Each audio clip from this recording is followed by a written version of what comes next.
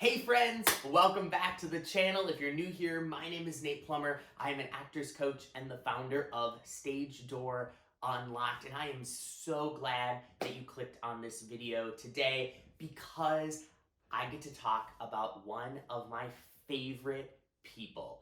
Yes, today I'm going to talk about Mr. Rogers. Mr. Rogers is a personal hero of mine. So today I'm excited to share with you my 5 favorite Mr. Rogers quotes for actors. But first, I need coffee.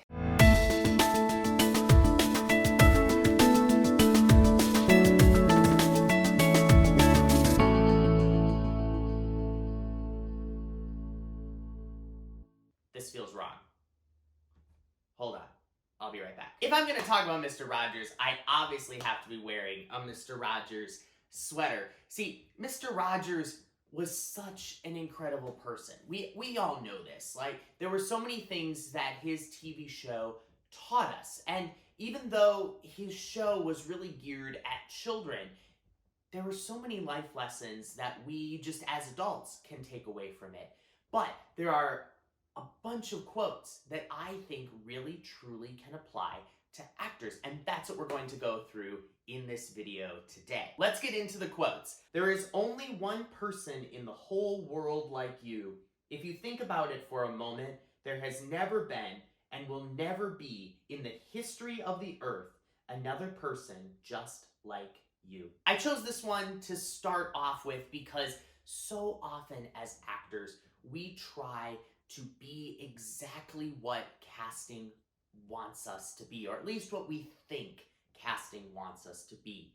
So often we watch other people on social media, especially when they're big name actors, and we try to do everything just like them. We see other performers and we copy what they do just for the sake of trying to be like them. In reality, like Mr. Rogers said, there's only one you. That's important because when we're going through the casting process, we are looking for you, especially if you're the person we end up casting.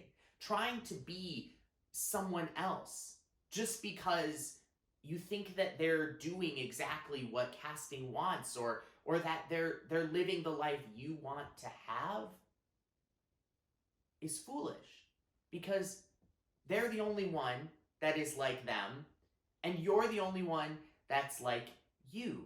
And so when you're creating your performances for auditions, what do you bring to the piece? What is it that makes you you? What is it that makes you special? Show us that, and you'll have even greater success in the audition room. Number 2, you bring all you ever were and are to any relationship you have today. The acting coach in me loves this quote. Obviously, Mr. Rogers is talking about all kinds of different interpersonal relationships that we have throughout our lives, but we have relationships with our characters as well. What we bring to our character is made up of not only the information that we have in the script and the information that we're given by our directors and the production team. We also bring all of our life experience, everything we've learned throughout life, to our characters. Those choices that we make are based off of our life experiences. They are based off of the successes and the challenges that we've had. There's another quote that Mr. Rogers has that goes along with this idea. An important task in any human being's growth is our discovery of our own boundaries of self. By bringing yourself into the character, bringing all of the things that you've learned, all the things that you've done, all the things you've experienced, everything that you are, and putting that into the character, you get to push those boundaries of what you are capable of. You get to explore this character's life, their successes, their mistakes, so that you can learn from them and push those boundaries of your own life experience so that you can discover even more about yourself.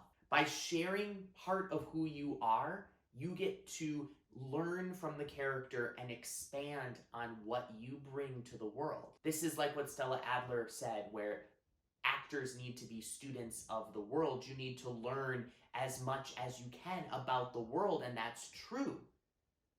But you also need to give yourself permission to learn as much as you can about yourself so that you can bring that to your characters, so that in turn you can take part of every single character you play into your life experience so that you can learn just as much from their successes and their mistakes as you have from your own. Quote number 3. Play allows a safe distance as we work on what's close to our heart. Here at Stage Door Unlocked, I say all the time, it is called a play, not a work. We get to play around with different choices that we make. We get to play around with different situations and experiences and try out different things to see what is going to be the most effective choice that we can make. But when we give ourselves permission to play and explore, we are exploring the things that connect for us, the things that resonate with us, the things that mean something to us. The things that you choose to do in a scene will be different than what another actor playing the exact same role with the exact same directions may choose to do, because what means something to you and what you connect to is what you're going to choose to explore. The things that you have as hopes and dreams and concerns and fears are going to come through in your exploration of this character. As long as you are open and honest, you're going to be able to explore these real life things that are important to you and put them into your character so that you can give your character fears and worries and concerns and hopes and dreams, things that make us human. Mr. Rogers was a big believer in play because he believed, as many child development specialists believe, that through play, we learn not only about kind of what it means to be human, but also what it means to be ourselves, and that we get to explore different things in our lives to decide whether we like them, whether we don't, to decide what's right, what's wrong, to decide what is going to make us who we are. Don't be afraid of structured play in your work as an actor. We have a technical term for this. We call it improv. A lot of times we think of improv really just as kind of what's referred to as the comedy sports stuff, where it's the whose line is it anyway type improv. And that isn't all that improv can be. It allows us to live within our character's world and explore different choices that they could make that maybe have nothing to do with the story of the script. What would your character do if they stubbed their toe? What would your character do if they were drinking a really hot cup of coffee? What would your character do if they sat down to write a letter? What are the things that your character would do, and play with those choices? Those are the things that will help you explore your character and not only allow you to see what's possible for your character, but to get to know them and to bring them close to you so that you can find their honest and genuine choices as you continue through your work in the piece. Quote number 4. Often problems are knots with many strands, and looking at those strands can make a problem seem different. This one has so many practical applications in life in general, but specifically for actors, this is one that I think we can connect into Stanislavski. A lot of times we will look at a scene or a challenge that we're having and we'll try to see the whole thing, and it's like, I don't know what to do here. And that scene becomes the knot. But if we break down the scene and explore the different components of the scene as if they're individual strands, what are your goals in the scene? What are you trying to accomplish as your character? What does your character think the other character is trying to accomplish? Don't break it down as what is the other character trying to accomplish? That's not helpful. You don't know that because you're playing your character. Rather, explore what does my character think the other character is trying to achieve. Because the choices that you make on your character's behalf will be based off of what your character is perceiving is happening in the scene. You can then start to break down other questions. Why does my character want this? Why is my character feeling what they're feeling? Start pulling on those different strands to start untangling the knot so that you can see really where the problem area is. Sometimes as actors, we get very caught up in the nitty-gritty of this knot. And this is where sometimes having a coach can be very, very helpful. A really good coach is able to pick apart the different strands, not only of the different pieces of string, but the individual fibers of the string. That's what a really good coach does. And they can help you pick apart the scene to find what is the one that you actually need to untangle the knot that you're experiencing in that moment. If you are looking for a coach that can help you kind of detangle those things, that is something that I love to do. Feel free to reach out to me here at Stage Door Unlocked. I'd love to schedule a coaching session with you. Finally, quote number 5.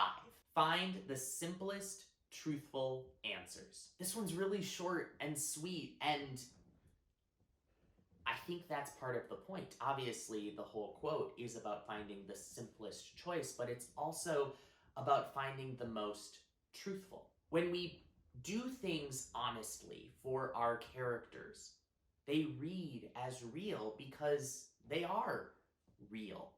It's very, very easy as an actor to do something showy, to do something that looks good.